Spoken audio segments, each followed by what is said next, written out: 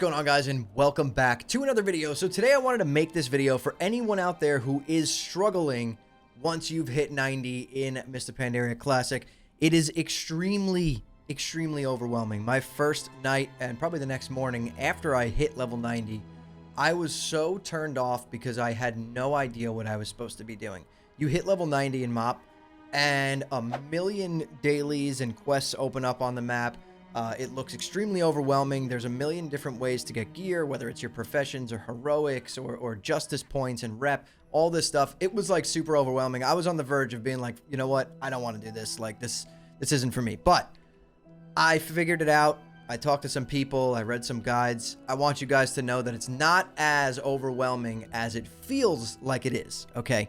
So this is for anyone out there who is not 90 yet and just wondering what they do when they hit 90, or maybe you are 90 and you're super overwhelmed. I'm going to help you out in this video because I was really struggling. I was on the verge of quitting and being like, you know what, MOP isn't for me, but stuck it out, played for another 24 hours, not straight, you know, the next 2 days. And it's really not that bad. Okay, so let's say you hit level 90. Now, the first thing that I personally think you guys should do is start your legendary cloak quest line, right? It's very quick. You could go pick up the quest. I picked up my quest over in Taolong Steps right here at the Shadowpan Garrison, right before the bridge to Nazao Temple. I know there's a few other places that it can be picked up as well, but this is where I picked up mine, right here, right by this Flight Master. So you're going to pick that up. It's going to be classified as legendary in your quest log. It's going to send you to go talk to the prince or whatever, a couple of things. It really doesn't take long at all, and then you'll get these two quests from that. These you're going to be getting from raid bosses or celestial dungeons, so we can't do that yet. And the other one, this is why I want you to pick it up first, is to just reach honored reputation with the Black Prince. As you can see here, I've done 2 days of dailies, and I'm at friendly and 1816 out of 6,000 reps, so we'll definitely have that by next week. And yeah, you want to pick this up first because, you know, certain mobs that you're fighting around Pandaria are going to give you Black Prince rep, and if you want to get rep even faster, you could pick up like your guild from the guild vendor in Stormwind. I bought the Standard of Unity, which you could throw this down and just farm mobs if you wanted to, or you could just get it by doing dailies, which is what I'm doing. This will give you a 10% bonus on that rep. So that's the first thing that you want to do. Next thing you want to do is you can look up online or go on Atlas Loot and look up which factions give you gear that's like your BIS gear, right? So if we look up Golden Lotus, if I look at honored reputation with them, this ring is one of my pieces of gear that I need to get, Levin's Circle of Hope. So that's what I'm focusing on first. Now, the cost of this ring is going to be honored reputation with Golden Lotus and 1250 Valor. Now, it's been only the first week, so we can only cap out at 1600 Valor. This cap will get raised next week.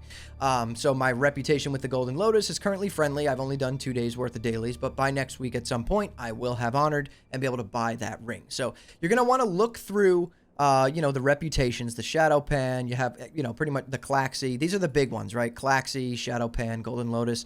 You want to look at those and see what is the gear that you need or want. Now, you don't need to do this. You don't absolutely need to do the dailies and get that gear if you don't want.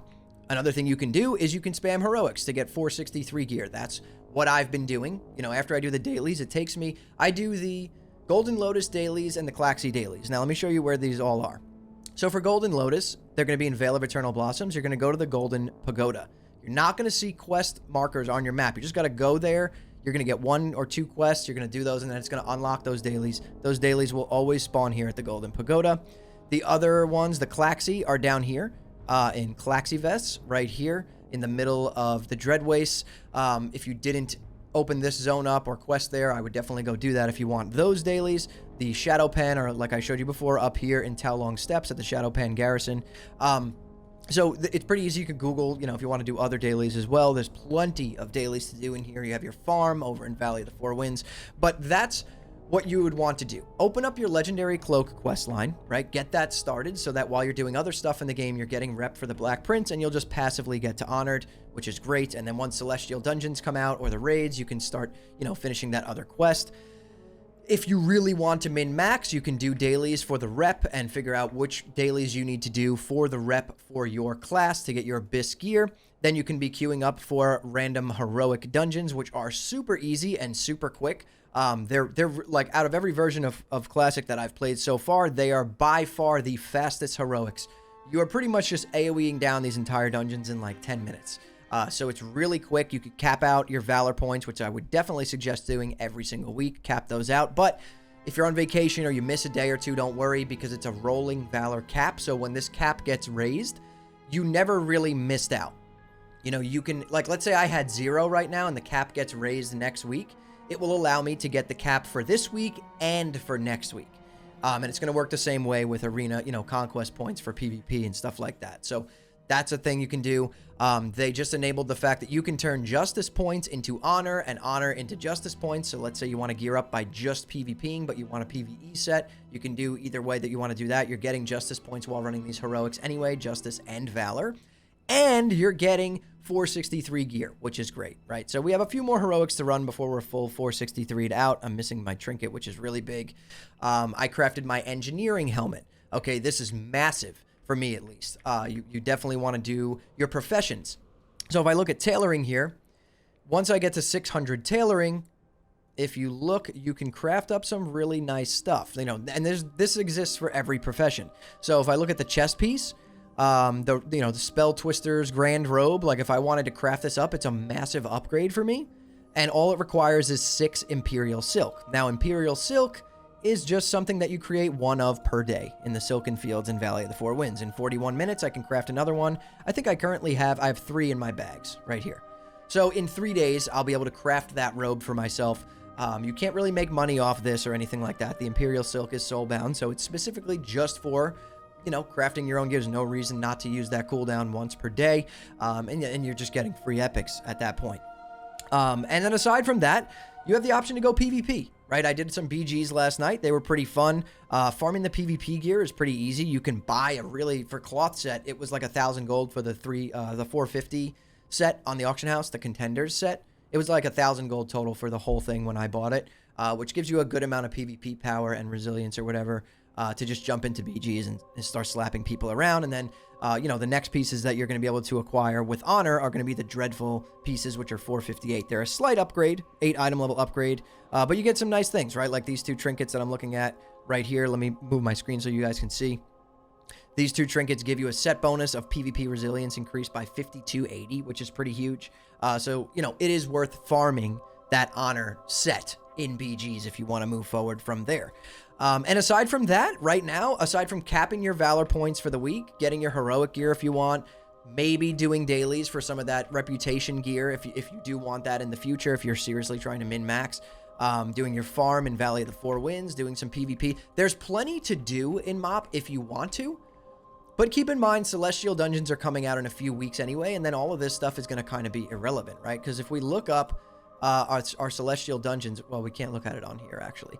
But if you look up your Celestial Dungeons, the gear that's dropping in there is Raid Finder equivalent gear. So if you wanted to skip all of this and you don't really care about being super optimal the first couple of weeks of MOP, you don't have to do any of this stuff. But for anyone who wants content in the game to do, it is there for you to do. The dailies, like I said, I do Golden Lotus and I do, what's the other one? Klaxi.